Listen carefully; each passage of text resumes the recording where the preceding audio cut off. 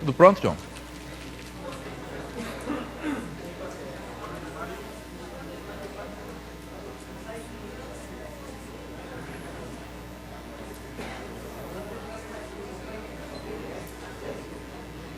Podemos começar? Bom dia para todos. Antes de mais nada, eu gostaria de lembrar aos presentes aqui no Rio e aos colegas aí de outros estados que, tradicionalmente, amanhã, sexta-feira, dia de encerramento do curso, nós temos marcada uma sessão de discussão. Então, o pessoal dos outros estados tem enviado uma série de perguntas durante as aulas. Todas as perguntas estão sendo registradas aqui por nós, algumas são respondidas durante as aulas, mas a grande maioria está sendo guardada para a gente poder responder e discutir nessa sessão de amanhã. Mas a gente gostaria de ter mais contribuições e ter contribuições também do pessoal aqui do Rio. Claro que o pessoal do Rio vai ter a vantagem de também poder fazer perguntas ao vivo, mas seria interessante, caso vocês tenham questões ligadas ou aos tópicos que nós já discutimos, ou perguntas mais gerais, de começar a escrever essas perguntas numa folha de papel, para a gente talvez colher hoje na sessão de discussão da tarde e se juntar a essa coleção de perguntas que nós já temos dos outros estados, e tenho certeza que outras perguntas vão chegar, tanto pelo chat, tanto por correio eletrônico. Tá? Então, por favor, colaborem aí para essa sessão ser mais interessante, trazendo dúvidas, opiniões, colocações, questionamentos que vocês tenham a respeito do tema do ensino de matemática na escola secundária, de modo geral. Muito bem. Amanhã a gente vai... eu lembro aos presentes aqui, tá, e também às pessoas dos outros estados, que todo esse material que está sendo transmitido aqui nesse curso, bem como material dos cursos anteriores, se encontra disponível no site do Instituto do Milênio, que pode ser baixado via internet. Tá? Então, o endereço já apareceu o endereço aí, John? Em algum lugar? Está sendo transmitido aí para o pessoal? Tá, para o pessoal local tem aqui, amanhã a gente dá mais ênfase aqui, se for o caso, até faz uma demonstração de como esse material está disponível, o que é necessário para baixar e assim por diante. Tá? Bom, eu queria começar a nossa aula de hoje com um problema.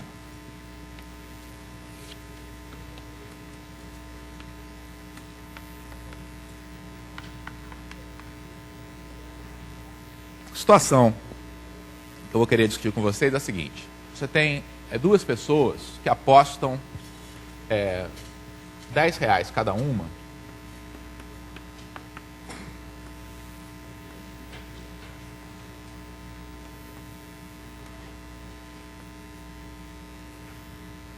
apostados em um jogo, tá?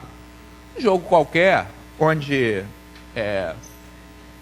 esses dois jogadores, imaginem que eles tenham a mesma possibilidade de vitória. Tá? Então a gente pode fixar as ideias pensando que é um emocionante jogo de cara ou coroa. Tá?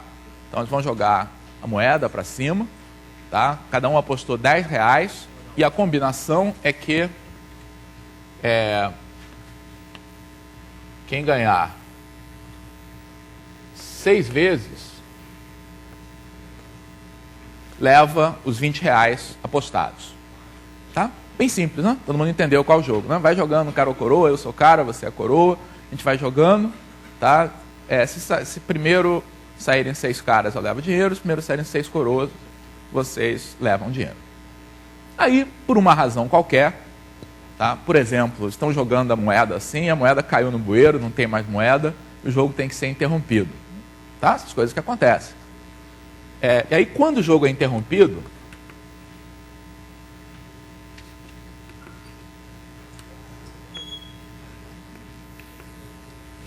já tinham saído 5 caras, tá? E 3 coroas.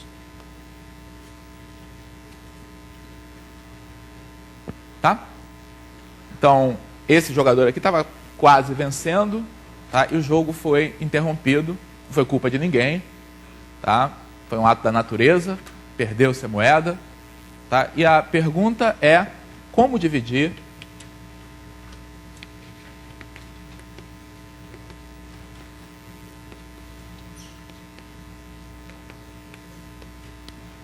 esses R$20 que foram apostados. Claro. Justiça é o nosso... Pergunta do Elon é se supõe que a gente queira dividir de modo justo. Claro. A gente quer exatamente uma proposta para que essa divisão seja justa. E aí? Alguma ideia? Por exemplo, uma possibilidade, e é claro que esse tipo de situação, né, ou seja, criar modelos matemáticos para justiça, tá, é uma área de grande interesse da matemática. Tá? Tem toda uma área da matemática chamada teoria dos jogos, cujo objetivo geral é exatamente discutir conceitos de justiça em situações em que você tenha dois lados com interesses diferentes, tá? Competindo por um determinado valor. Tá? Então, algum palpite aí de qual é a maneira razoável de dividir isso aqui? Por exemplo, uma proposta possível, tá? Se isso aqui fosse para um julgamento, o advogado desse cara aqui diria, não, como o jogo não chegou ao final, ele deve ser invalidado, tá? E mela tudo, cada um leva seus R$10, tá? E vamos embora para casa. Outra proposta, tá, que provavelmente um juiz iria aceitar, talvez, é usar o famoso instrumento aí da regra de 3, né?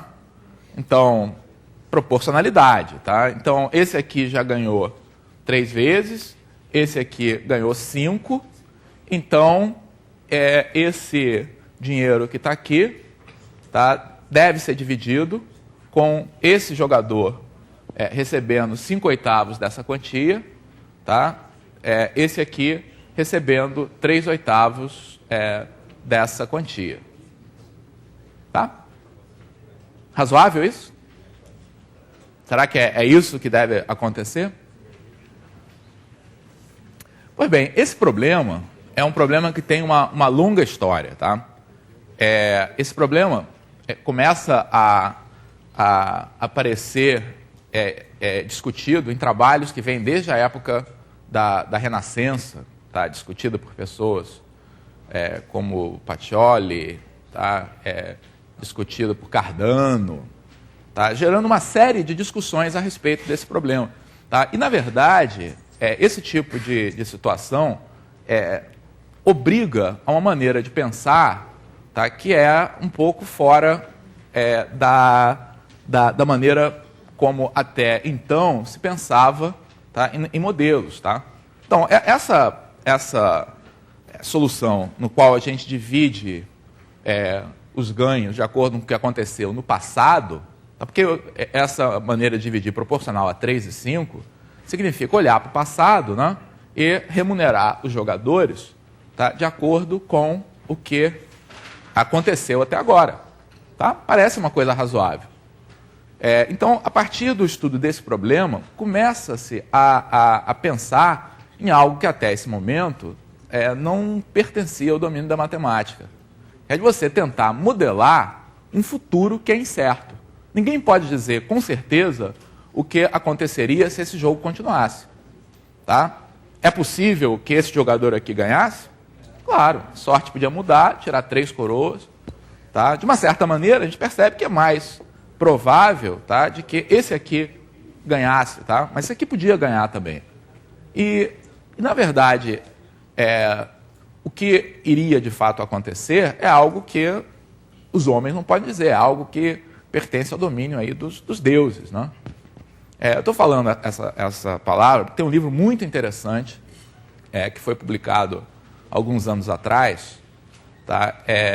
Que em inglês chama Against the Gods, quer dizer, contra os deuses, e que é uma história muito interessante da evolução, tá, do pensamento probabilístico, que é isso que a gente tem aqui.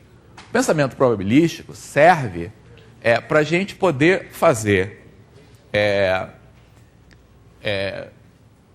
cálculos, tá? Poder tomar decisões, tá? Baseados em coisas que são incertas, inerentemente incertas. Ninguém pode dizer exatamente o que vai acontecer, tá? Mas o que a teoria da probabilidade procura nos dar é exatamente a ideia das chances de cada um desses jogadores. Tá? E tem aqui uma mudança, tá, de paradigma mesmo. Tá?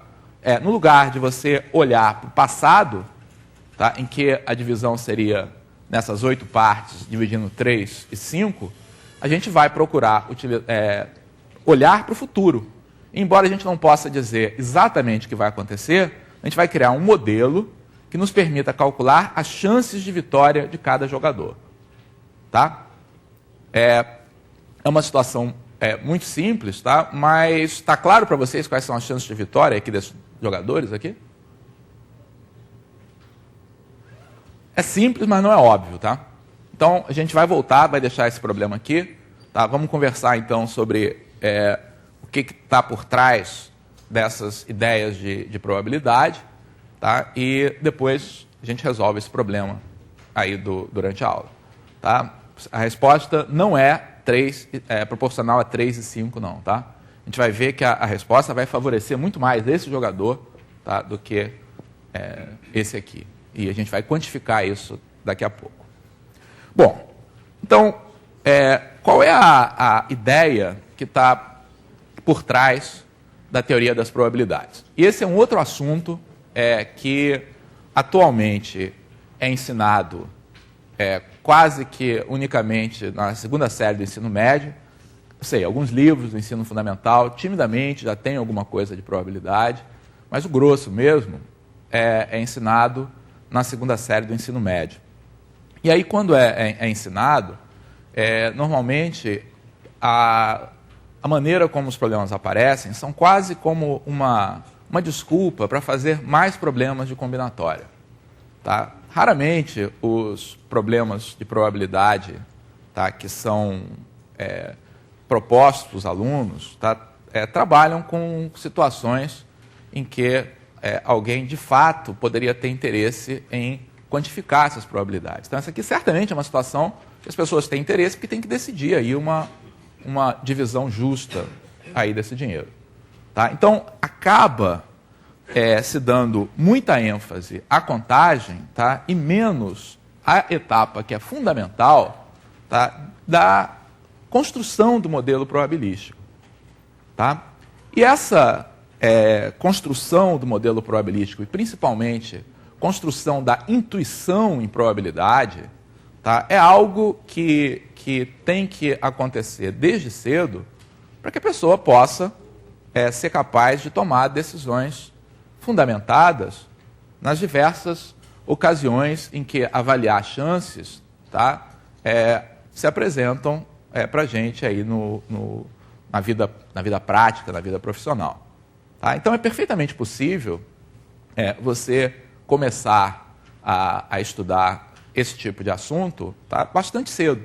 Então, por exemplo, se você propõe para os alunos aí de quinta, sexta, sétima, oitava série um problema como esse, então, um exemplo aqui. Eu tenho uma rifa com 100 números. Compro 5 rifas. 5 bilhetes, tá? 5 bilhetes aqui.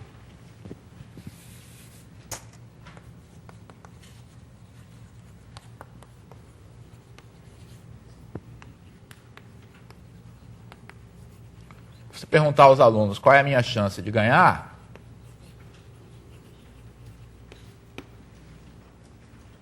A maior parte dos alunos de ensino fundamental vão entender perfeitamente essa situação, tá? E vão ser capazes, tá, de fornecer um resultado para esse problema. Tá? Então, são 100 números que foram colocados dentro de uma urna, dentro de um saco. Tá? Todos esses números têm a mesma chance de sair. Tá? Então, se eu comprasse um número só, está claro que a minha chance seria de 1 em 100. Tá? O que significa eu dizer que a minha chance é de 1 em 100? Qual o significado disso aqui?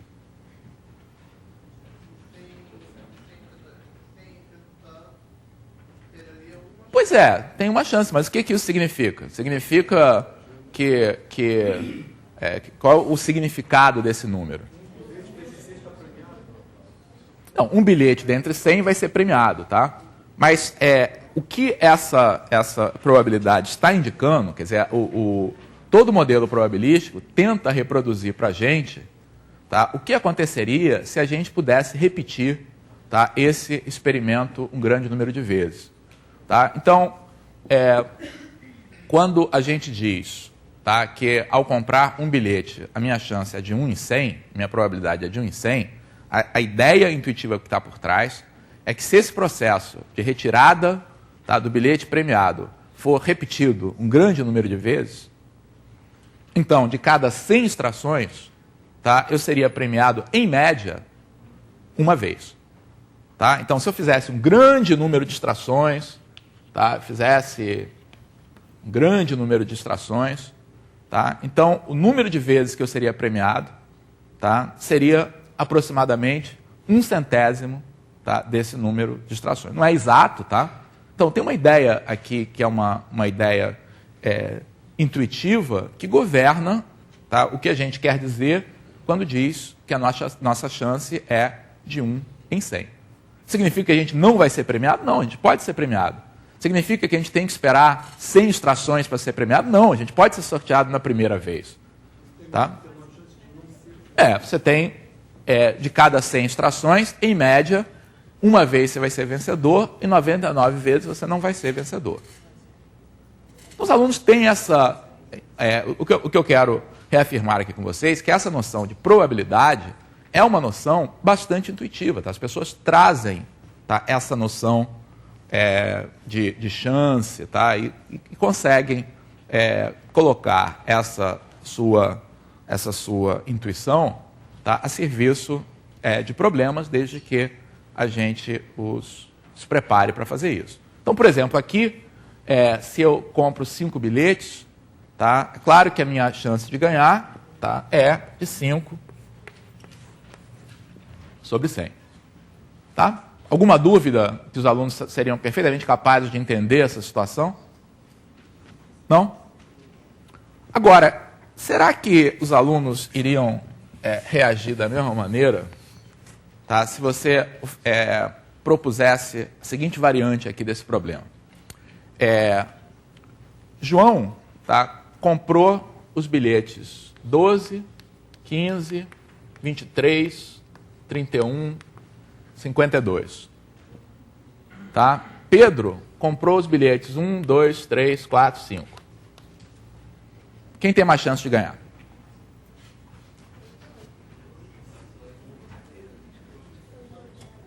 Quem tem a maior chance de ganhar?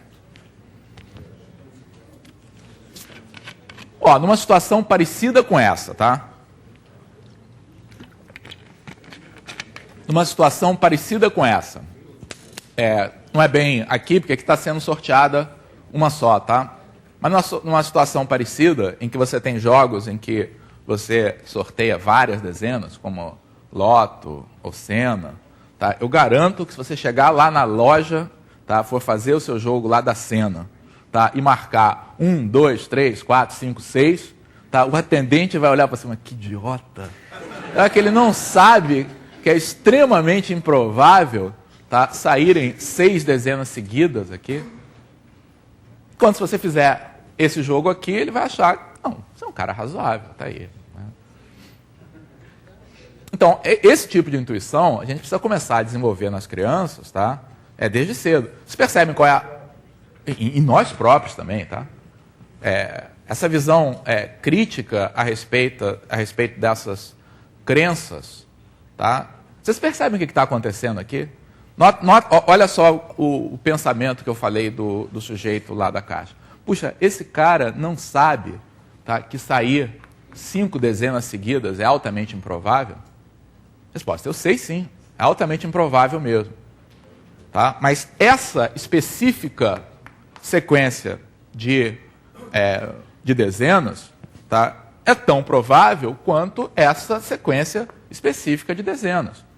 Tá? O que acontece é que quando o sujeito olha para isso aqui, ele associa a chance disso aqui sair a um padrão. Tá? Ele fala: eu nunca vi sair em 5 dezenas seguidas. Certo, nunca saiu mesmo. Tá? Então é altamente improvável. Ele também nunca viu sair esse aqui. Tá? Mas ele não sabe disso porque não tem um padrão que se relacione facilmente a essas dezenas. Então tem um bocado de coisa, tá, que a gente pode começar, mesmo em problemas muito simples, tá, e com coisas que estão presentes aí no dia a dia, tá, a provocar o pensamento crítico aí dos alunos para situações que envolvam probabilidade. Tá? E não precisa que eles saibam resolver problemas complicados de contagem, não. Tá? As ideias fundamentais aqui, tá, é que contam. A gente vai ver que vai resolver esse problema, que é um pouquinho mais complicado, tá, do que isso, sem precisar nada de complicado de contagem. Não vai usar nada de combinatória. Tá? Então, o que você precisa realmente ter? Quer dizer, qual é o ferramental que a gente precisa ter, tá, para poder falar em probabilidade? Quer dizer, o que é um modelo probabilístico? Então, um modelo probabilístico tem alguns ingredientes. Claro que eu estou falando aqui para vocês, professores, tá? Então, é claro que você não vai chegar para aluno de 6ª série, tá, e colocar a definição, modelo probabilístico. Não é isso, tá? Mas você tem que saber o que está por trás aqui desse negócio. Então, o que é um modelo probabilístico? O modelo probabilístico, e a gente vai restringir a atenção apenas a modelos probabilísticos que sejam finitos, tá? Mas isso pode ser generalizado de vários modos e, inclusive, há determinados modelos probabilísticos não finitos que podem perfeitamente ser trabalhados também na escola secundária, que são os modelos que envolvem a ideia geométrica de probabilidade. Tá? A gente não vai fazer exemplos desse tipo, mas isso também dá aplicações ricas aí que podem ser usadas para desenvolver a intuição das pessoas. Mas num modelo probabilístico finito, tá, ele tem os seguintes ingredientes. Ele tem o que a gente chama de espaço amostral. Então, o que é o espaço amostral? É a lista, então, normalmente é representado pela letra ômega, e tem uma lista dos possíveis resultados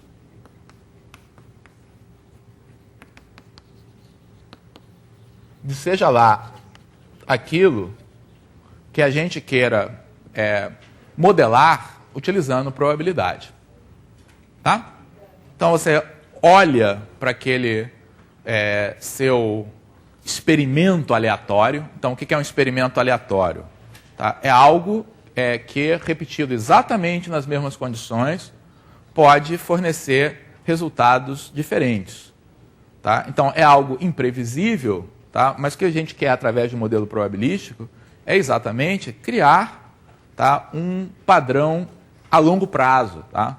Algo que represente aquilo que a gente espere encontrar se puder repetir esse experimento um grande número de vezes.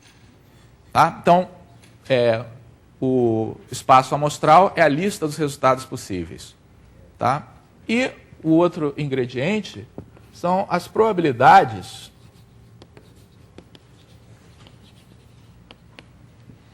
que a gente vai associar a esses possíveis resultados. Então, a cada um desses possíveis resultados, eu vou associar uma probabilidade, tá, que eu vou denotar por P índice I. Tá? Então, as probabilidades, vamos chamar de P1, Pn. Tá? E o que eu exijo aqui dessas probabilidades? Que sejam números não negativos, tá? E satisfaçam a condição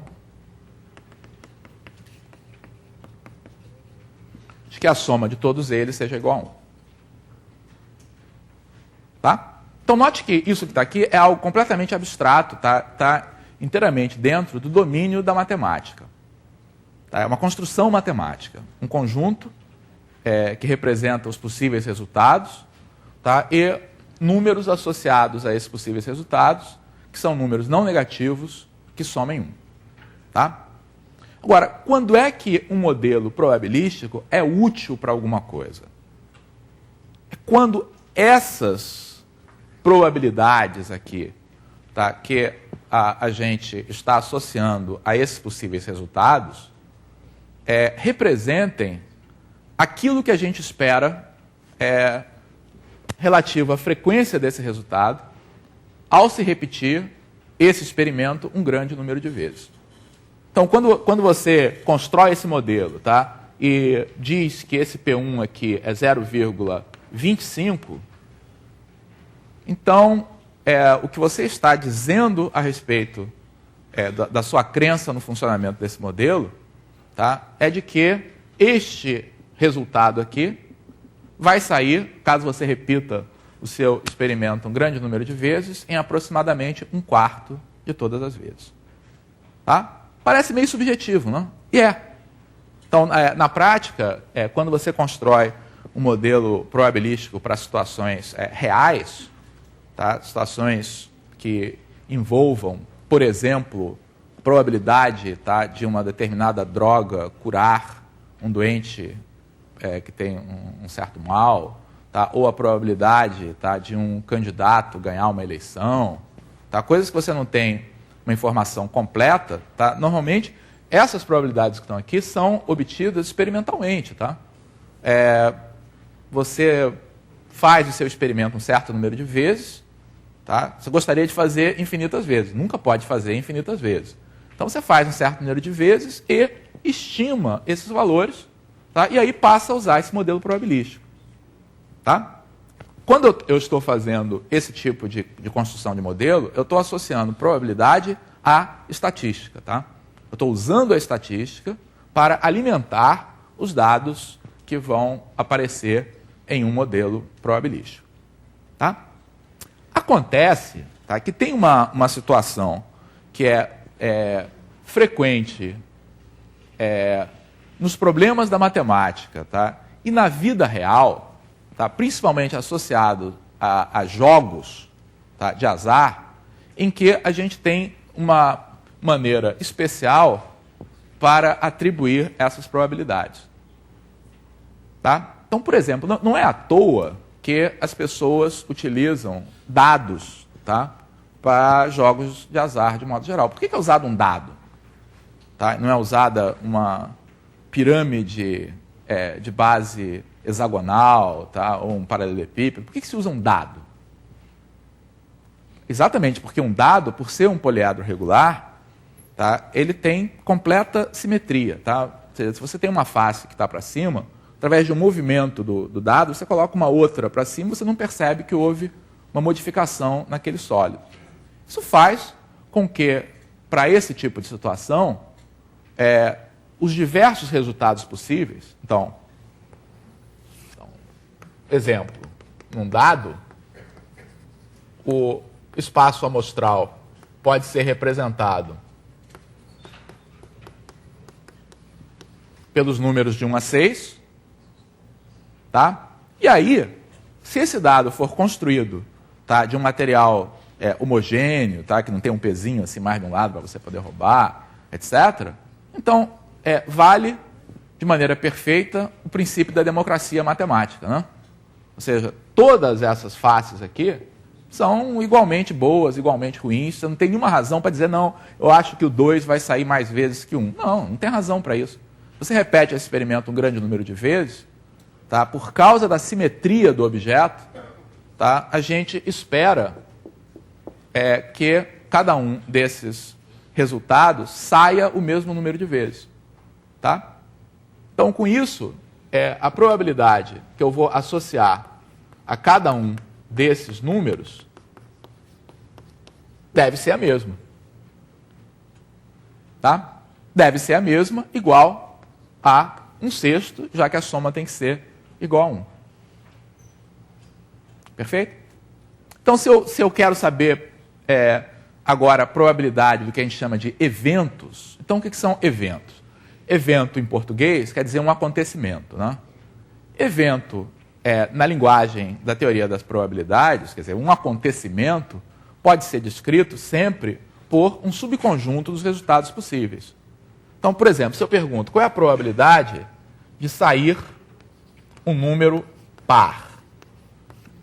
Ora, a probabilidade de sair um número par, quer dizer, eu entendo que isso aqui é um resultado, um acontecimento a ser observado quando esse dado é lançado. Isso pode ser decodificado, tá, como um subconjunto do meu evento amostral, do meu espaço amostral. Tá? E como cada ponto do meu espaço amostral tem a mesma probabilidade, a situação que eu tenho é muito parecida quando o garoto aqui comprou 5 bilhetes. Né? Então, a chance de sair 2 é 1/6, de sair 4 é 1/6, de sair 6 é 1/6. Então, de sair uma dessas coisas é 3 vezes 1/6, que é igual a 1/2. Tá? Então, alguns nomes aqui. Toda vez que você tem um espaço de probabilidade, tá, finito, em que todas as probabilidades sejam iguais, tá, você está diante de o que a gente chama de um espaço probabilístico equiprovável. Deixa o problema aqui para a gente resolver depois. Então, o modelo equiprovável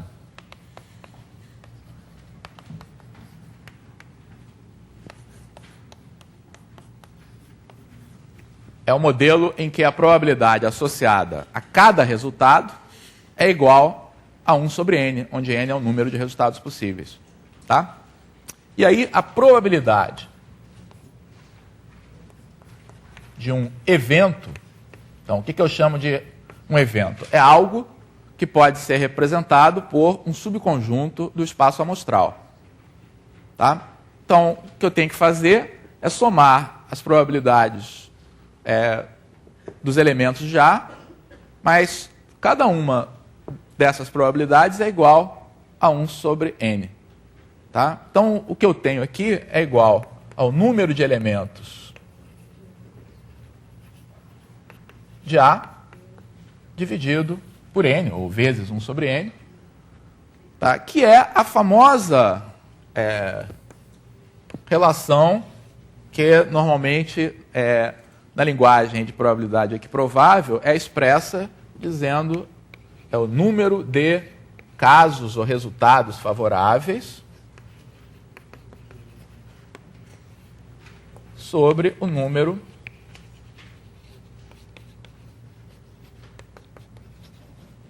de casos possíveis. Tá?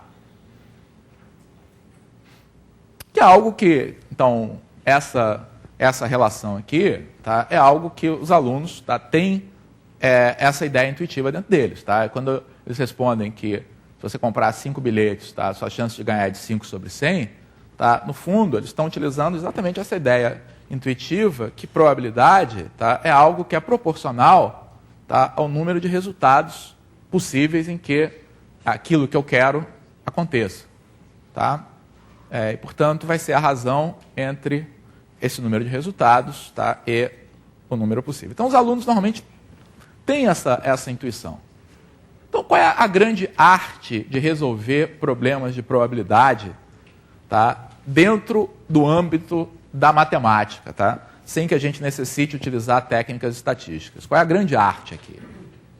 É a arte de construir modelos probabilísticos que sejam equiprováveis. Tá? Então, deixa eu dar um exemplo também ainda bastante simples aqui.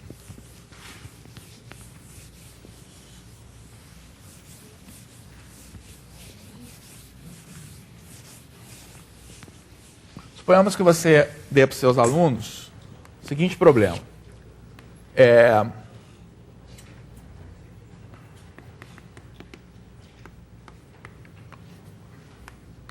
Eu tenho um dado que é lançado 2 vezes, tá? Pergunta qual é a probabilidade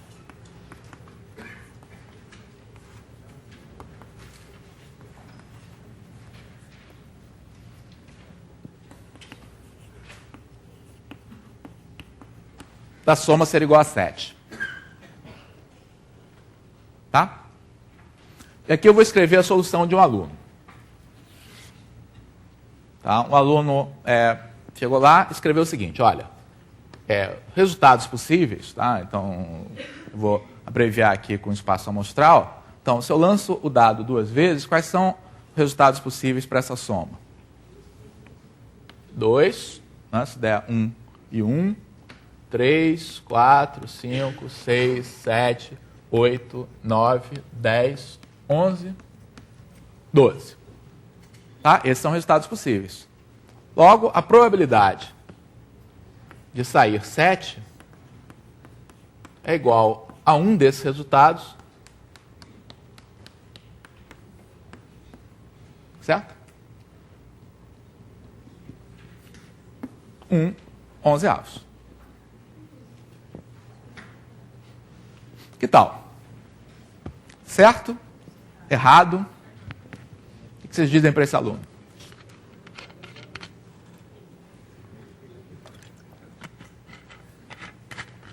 Tá certo ou está errado? Não, pois é, mas eu escrevi aqui todos os resultados possíveis para a soma. Tá? Essa soma pode ir de 2 até 12. Então, tem 11 resultados possíveis. O 7 é um desses 11 resultados possíveis. Então, a probabilidade é 1/11.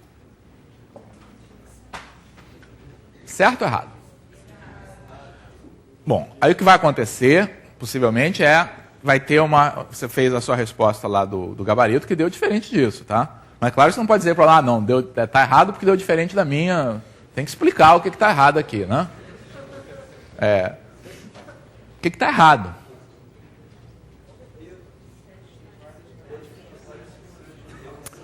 O que está errado, gente, é que modelos equiprováveis, tá, são raridades, tá? As coisas são equiprováveis quando você realiza um determinado experimento, tá, em circunstâncias em que você possa garantir, tá, que todos os possíveis resultados tenham a mesma chance de acontecer. Então, se você fabrica um dado com um dado perfeito, então todas as faces têm a mesma chance de sair.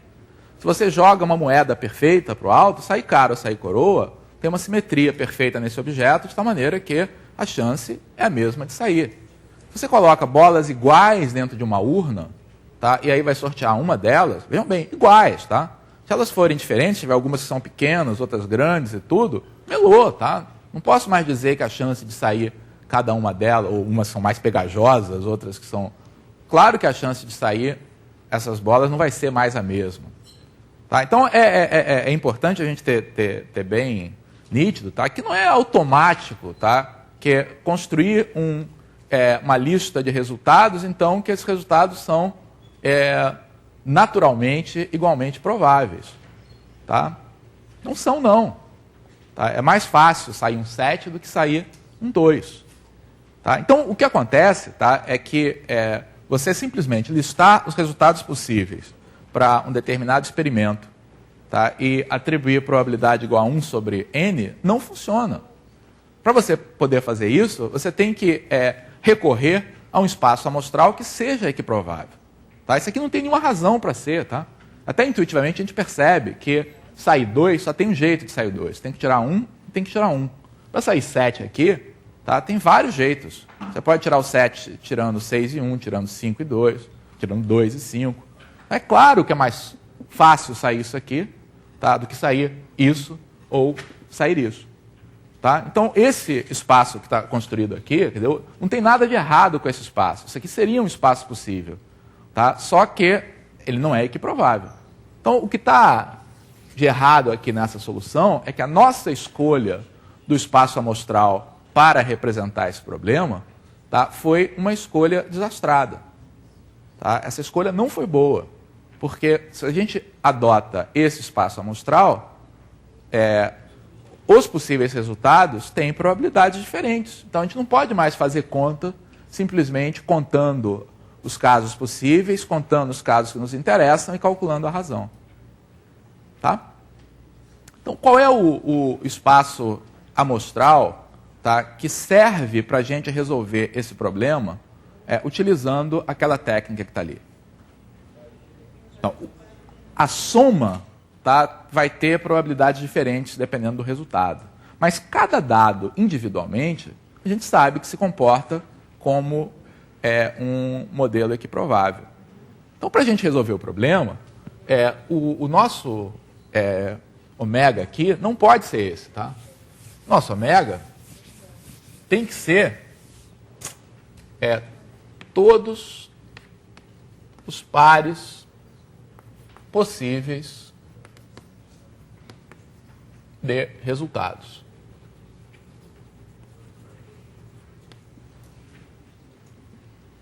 Tá? Então, por que isso? Porque os dois dados, cada um deles, eu estou falando que é o mesmo dado, tá? O dado se comporta como um modelo probabilístico equiprovável, tá? E o dado, isso é uma coisa muito importante aí para a gente incutir nos alunos, dados, moedas, cartas, etc., são objetos desprovidos de memória. Tá? Então, não importa o que saiu da primeira vez, isso não afeta, tá, as chances de resultado da segunda vez. Não guardam, não tem aquele senso de justiça. Tirei um 6, tirei um 6, tirei um 6. Tá meio chato esse negócio de tirar 6. Não tem esse negócio. Tá? Ele esquece o passado cada vez que você vai lançar. Tá? Então, isso faz com que a chance de sair qualquer combinação de resultados seja exatamente a mesma. Então, quando eu considero todos os pares possíveis, então, não vou escrever todos eles, mas vai desde o par 1 até o par 6, 6. Tá? Então, quantos são os elementos aqui desse conjunto? Então, aqui tem um pouquinho de contagem, tá? Mas também não tem grandes problemas. Os alunos não teriam dificuldade de ver que são 36 casos possíveis aqui que a gente tem. Tá? Se a gente quiser resolver como problema de contagem, eu tenho 2 resultados para escolher. O primeiro dado pode sair de 6 modos, o segundo dado pode sair de 6 modos. Total, 36 modos possíveis. Agora, quem é o meu conjunto aqui, tá, de resultados possíveis em que sai, tá, o 7? Aí, a maneira de contar esse conjunto aqui, tá, é contando. Enumera os elementos. Tá? Quais são os elementos aqui desse conjunto A que levam a uma soma 7? Que jeito a gente tem de tirar isso? 1, 6. 2, 5. 3, 4. 4, 3. 5, 2. 6, 1. Tá? Só um comentário. Tá? Muitas pessoas complicam desnecessariamente problemas de probabilidade, tá? Se questionando coisas do seguinte tipo. Mas sair 6, 1 não é a mesma coisa, tá, que sair 1, 6. Tá? Bom, aqui eu facilitei a vida de vocês, tá? Porque eu falei que o dado era lançado 2 vezes. Tá? Se eu lançasse 2 dados ao mesmo tempo, tá? Ia ter gente que quer dizer, mas é o mesmo. Tá? Isso complica a vida, gente. Isso leva a espaços que não são, equiprováveis. Então, de um modo geral, tá, para resolver problemas de probabilidade, tá, é muito mais simples você considerar que as coisas ocorrem, tá, numa certa ordem. Isso facilita a vida. Tá? Aqui é claro que sim, tá? Mas se no lugar de jogar os dados um de cada vez, jogasse os dois simultaneamente, é claro que isso não afeta essa probabilidade. Então é melhor você considerar que um dado é vermelho e o outro é azul. Tá? Pintar um dado de vermelho e outro de azul não altera nada, concorda? E aí você pode pensar nesses resultados como sendo diferentes, o que facilita muito as contas. Tá? Facilita muito a elaboração dos modelos. Então, dos 36 resultados possíveis, quantos satisfazem aqui? 6. Então, qual é a probabilidade desse evento? É igual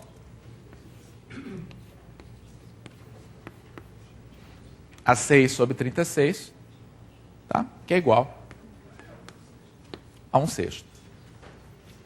Tá? Que corresponde aí à nossa intuição de que essa probabilidade, tá, de fato, deva ser maior do que o 1/11 que a gente tinha calculado na solução errada. Então, o segredo, veja bem, não está em saber... o segredo de você ser capaz de resolver problemas de probabilidade está muito menos em você saber resolver problemas complicados de contagem, tá, e muito mais em saber o que contar. Tá? Você tem que contar coisas que tenham a mesma chance de acontecer. Se elas não tiverem a mesma chance de acontecer, essa contagem não significa absolutamente nada. Tá? Então, a elaboração do modelo, tá, a escolha desse modelo equiprovável, tá, é o que nos permite resolver problemas. Tá? Vamos ver uma outra situação antes de voltar aqui ao nosso problema original.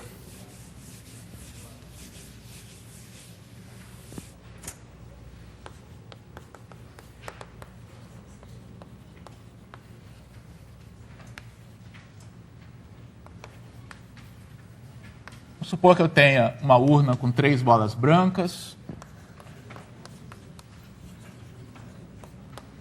e 4 pretas.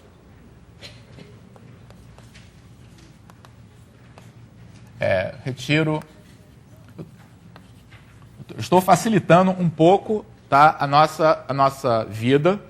Tá? E é claro que quando você faz com os alunos, é bom para alunos do ensino fundamental fazer isso também. Tá? Retiro uma bola de cada vez, sem reposição.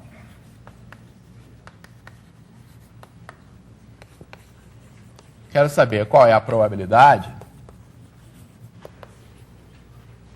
das 2 primeiras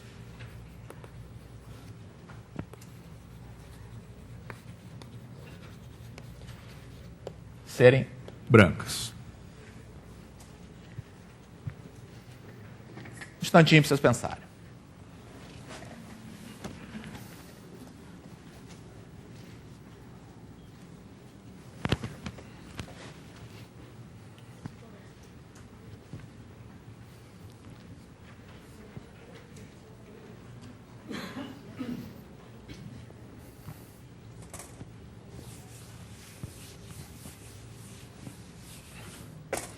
E vou colocar aqui uma solução de aluno aqui, tá?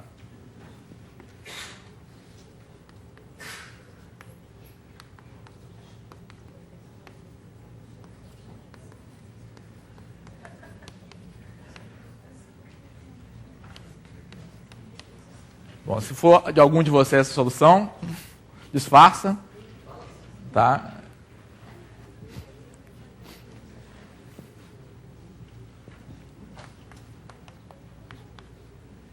Solução de aluno aqui para o problema.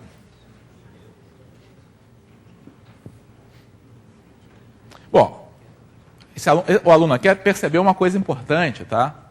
É que isso, às vezes, facilita a nossa vida, tá? Apesar de eu estar falando aqui no problema que eu vou retirar, tá, uma bola de cada vez, então vou retirar 7 bolas da urna lá, tudo que eu estou perguntando se refere às primeiras 2 bolas, tá?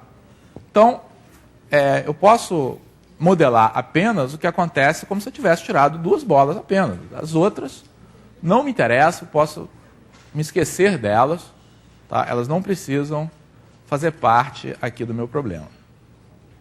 Tá? Então, esse aluno percebeu que tudo que ocorre de importante ocorre nas 2 primeiras extrações, e aí, corretamente, ele percebeu que essas 2 extrações podem ter esses 4 resultados. Pode sair uma bola branca, depois outra bola branca, uma branca, depois uma preta, depois uma branca, 2 pretas. E aí, disse então que a probabilidade de sair 2 brancas é igual a 1/4. O que você vai ter que explicar aí para o aluno?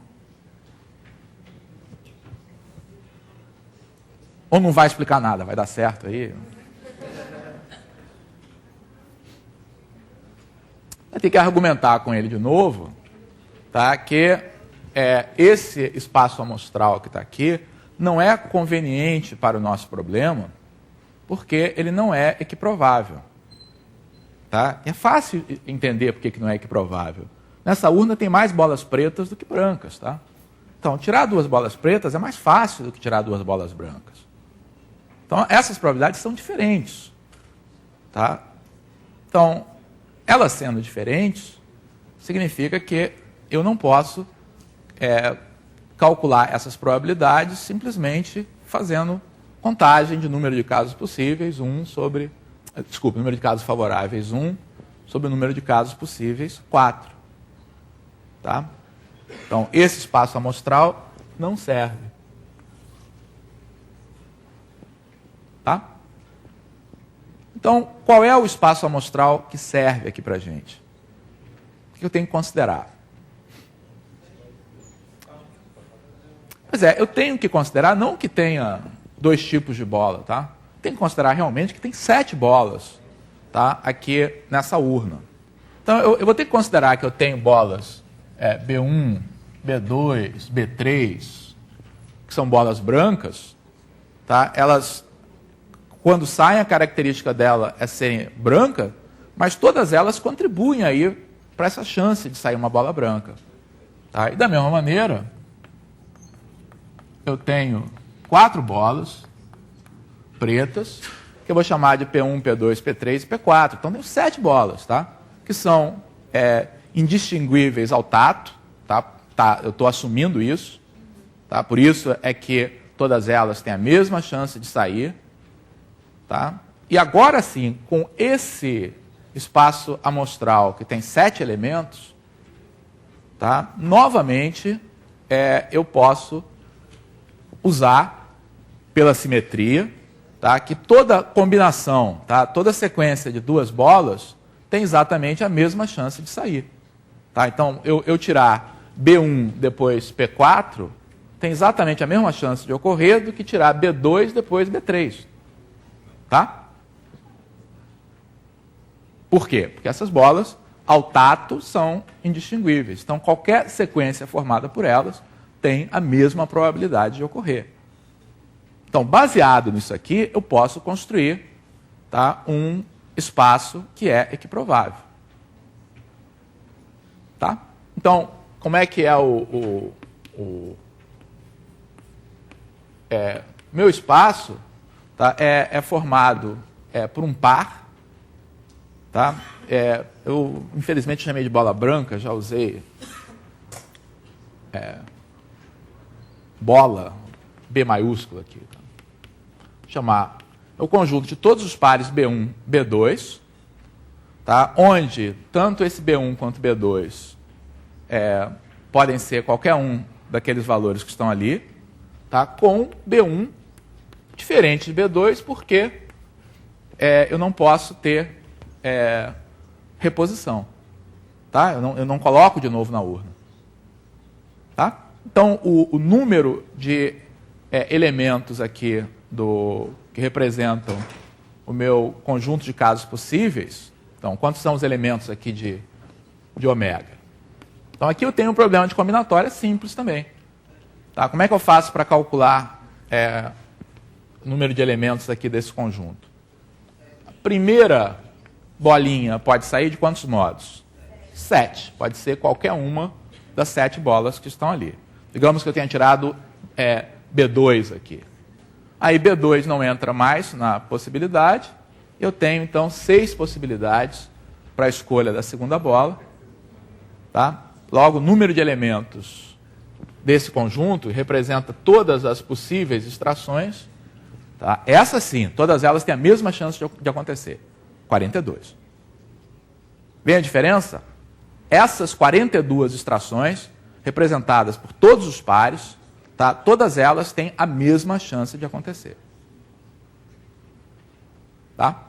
Então, com elas, eu posso calcular a probabilidade simplesmente contando agora quantos desses casos atendem ao meu evento. Tá?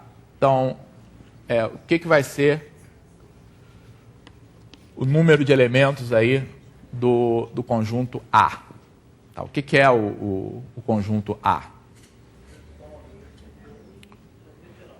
O que tem que sair agora, tá, é que tanto esse B maiúsculo 1 quanto B maiúsculo 2 tem que ser 2 das bolas brancas. Certo? Então, como é que fica aqui? A primeira bolinha a sair, tá, pode ser qualquer uma das bolas brancas. Tá? Portanto, eu tenho 3 modos de escolher essa primeira bola.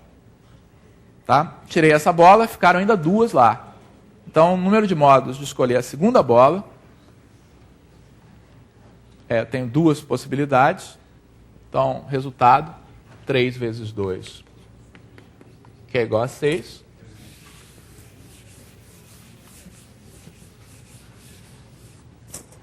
Então, a probabilidade desse evento vai ser 6 sobre 42, que é igual a 1/7. Tá? A contagem é menos importante, tá, do que o modelo. Tá? Entender, tá, que aqui está errado esse cálculo porque as probabilidades são diferentes. O que eu fiz aqui foi resgatar essa ideia de equiprobabilidade.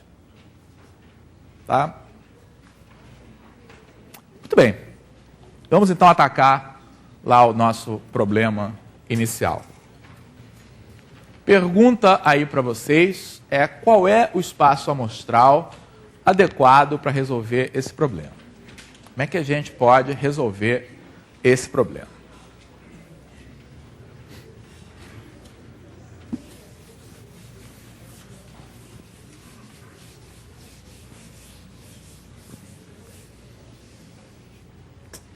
Na verdade, eu vou resolver esse problema de 2 modos equivalentes aí, tá? Então, grande parte da arte de resolver problemas de probabilidade, tá, está em construir o espaço amostral adequado. Tá? Vocês percebem qual é a dificuldade inicial que a gente tem aqui? Se eu tivesse uma situação em que fulaninho e Beltraninho vão jogar 7 partidas de cara ou coroa, tá? E aí quem ganhar mais, vence. Tá? Essa é uma situação muito fácil de ser modelada, tá? Porque como a gente tem um número fixo de partidas, 7 partidas, tá? É só eu formar todas as possíveis sequências, tá? E ver quantas são favoráveis a um jogador, quantas são favoráveis ao outro. Tá? No caso aí, é claro que as chances são iguais aí de ganhar, tá? Mas se fosse uma outra situação em que eu tivesse um número fixo de jogadas, seria fácil de fazer. O que atrapalha um pouco as pessoas nesse problema, tá, é que aqui, tá, o jogo... Então, a primeira observação é que o jogo pode terminar... De que modo, hein? Pode terminar em uma partida, em 2 partidas, tá? Ou 3 partidas.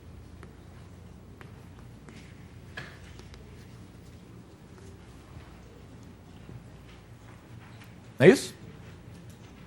Pode precisar de mais ainda?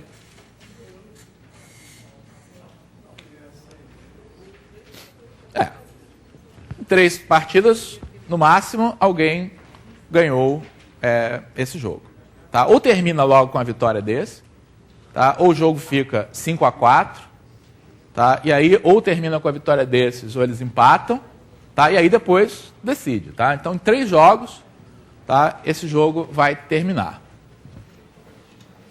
Então, uma maneira aí de você construir esse espaço amostral, tá? Seria listar essas possibilidades.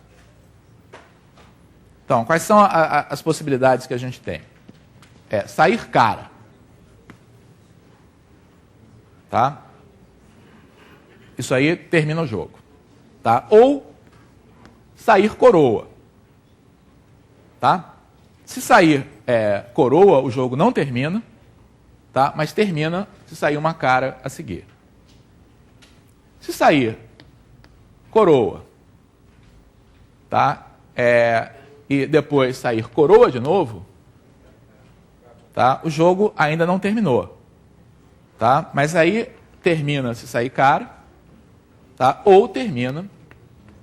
Estou representando, já vocês perceberam que esse cetil aqui está representando coroa. Né? É mais fácil a gente representar esses casos através de uma árvore. Né? Então, a melhor maneira aqui da gente visualizar isso aqui é isso. Se sair cara, terminou e o jogador 1 ganhou. Tá? Se sair coroa, não terminou ainda. Tem que continuar. Tá? E aí pode sair cara, jogador 1 ganhou. Tá? Ou saiu coroa. O jogo não terminou. Jogam de novo, e aí pode sair cara, tá? Jogador 1 ganha, ou sai coroa, e finalmente jogador 2 ganha. Então, olha, nós já tínhamos 2 respostas possíveis para o problema. Né? Uma resposta era dividir em partes iguais. Outra proposta era dividir em partes proporcionais a 3 e a 5. Agora tem outra proposta aqui de solução, que é dividir em partes proporcionais a 1 e a 3. Tá? Só tem um jeito aqui do 2 ganhar, tá? E 3 jeitos aqui do 1 ganhar. Tá? Mas é claro que escolher esse espaço amostral, tá, é outra vez uma escolha desastrada. Não é uma boa escolha aqui para esse espaço amostral. Tá? Por quê? Porque sair 3 coroas seguidos, tá, é muito mais difícil do que sair uma cara logo de cara. Tá? Então não são equiprováveis. Como é que a gente pode transformar esse nosso modelo, tá, em um modelo que seja equiprovável? O que vocês sugerem?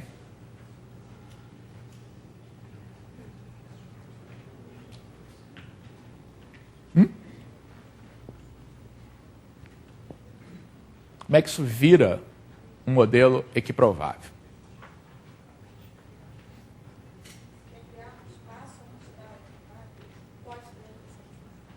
Pode. Você tem outra solução? Fala no microfone. Deve ser uma das soluções aqui que eu tinha pensado, mas me diz qual é a sua solução. Eu pensei que a probabilidade de dar cara direto é 1/2. A probabilidade de dar coroa e depois cara é 1/4. Estou olhando lá para os elementos do teu espaço amostral, se você quiser escrever lá. Acho que fica até melhor para entender. 1/2, 1/4, depois 1/8 e 1/8, as outras 2 possibilidades.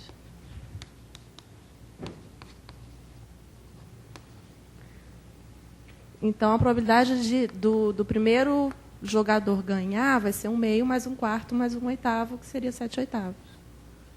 Perfeito. Tá? Essa solução tá trabalhando diretamente, tá, com essa árvore aqui de chances. Né? Então, no primeiro jogo, tá, as chances estão de sair cara ou coroa são as mesmas. Tá? Então, se sair cara, tá, o jogador 1 ganha, portanto, ele já tem aqui 50% de chance de ganhar. Já é dele, tá, essa chance. Tá? Se sair o complementar aqui, se sair coroa, o jogo continua. Tá? Então, dessas 50% de chances aqui, tá? Tem 25%, tá? Um quarto de sair agora uma cara e ele vencer, tá? E tem 25% de chance, tá, de eu ir parar aqui nesse ponto em que o jogo continua indefinido. Tá? Então, o primeiro jogador já tem 50% de chance de ganhar aqui, mais 25% de chance aqui, quer dizer, um meio mais um quarto, tá? E ainda tem metade dessa aqui. Tá?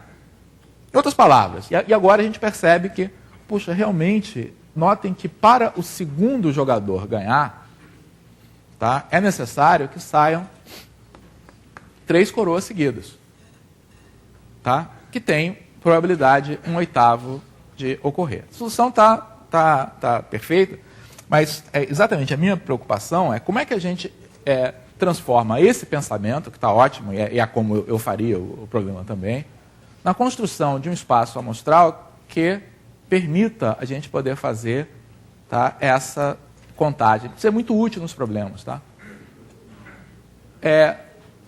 O que está dando dificuldade aqui? Que o jogo pode terminar em 1, 2, tá, ou 3 jogadas. Então, sabe como é que a gente pode simplificar a nossa vida? Fazendo com que o jogo sempre tenha 3 jogadas agora no futuro. Tá?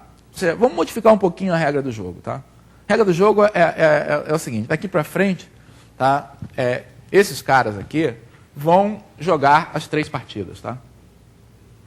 Em que o jogo certamente será definido. É claro que se o jogador 1 ganhou, tá, logo na primeira ou na segunda, as outras partidas são amistosas.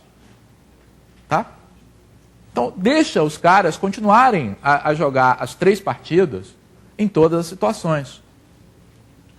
Vocês concordam comigo que o fato deles jogarem partidas adicionais não altera em nada aí a chance que eles têm, tá, de vencer o jogo? Mudaram um pouquinho a regra do jogo. Tá? A regra do jogo é que quando eu chegar nessa situação, tá, eu vou jogar 3 partidas de algum modo, nem que elas sejam amistosas. Tá?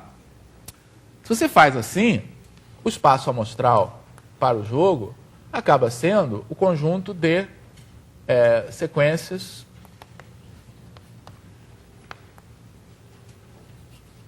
de 3 resultados, cara ou coroa. Ou seja, todas as sequências possíveis aqui para esses 3 jogos que vão ocorrer. Tá? Quantos são os elementos aqui desse conjunto? 8. Tá? Agora, então, estou considerando todas as sequências possíveis. Tá? 3 caras, 2 caras, uma coroa, e assim por diante, até 3 coroas. Vai dizer, não, mas isso aqui não ocorreria. Tudo bem, mas deixa os caras continuarem jogando aqui. Tá? Um já ganhou, tá? Mas vai ter 2 partidas amistosas depois. Tá? Se você faz isso, aí todos esses resultados têm a mesma chance de ocorrer. Tá? E desses resultados, qual é o único em que o jogador 2 ganha? Ele só ganha se sair aqui. Tá? Essa é uma outra maneira, tá, de explicar esse resultado 1/8, tá, em que eu considero que essa solução aqui, tá, é a solução mais apropriada, realmente, o problema mais natural aqui para o problema. Tá? Mas se a gente quiser explicar essa solução, tá, em termos de um espaço amostral equiprovável, é esse o espaço amostral que seria equiprovável aqui, completando os jogos. Tá?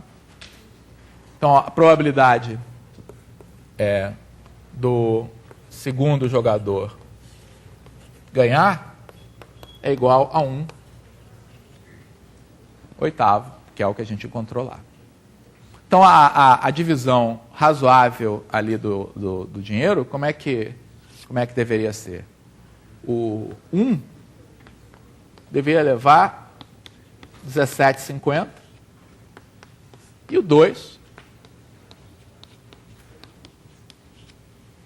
tá? Apenas 2,50. Quer dizer, o futuro é muito mais favorável ao jogador 1 do que a proporção de vitórias, tá? Aí do passado. Tá? Bem, estamos aí em cima da hora. Deixa eu lembrar o pessoal dos outros estados e o pessoal daqui do Rio, os exercícios de hoje.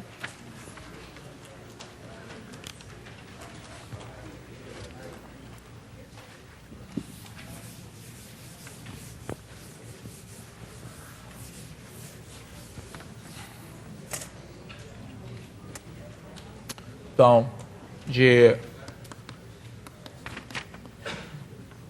da aula do Morgado, os exercícios que estão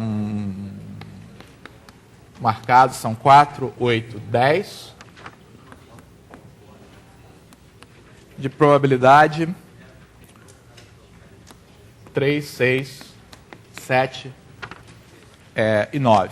Tá? Um desses problemas aqui que está marcado para vocês resolverem é um problema famoso, que é o problema do bode, tá? Que dá muita discussão interessante. Tá? Pessoal aqui do Rio, um aviso do Dion, que ele convida vocês ao sair daqui, ir até onde, Dion? Onde é que vai ser? Não, eu sei, mas aqui nesse nível ou no outro? Subindo a escada aqui do final do corredor, ela vai dar no terceiro andar, tá? De onde se sai para a varanda do IMPA.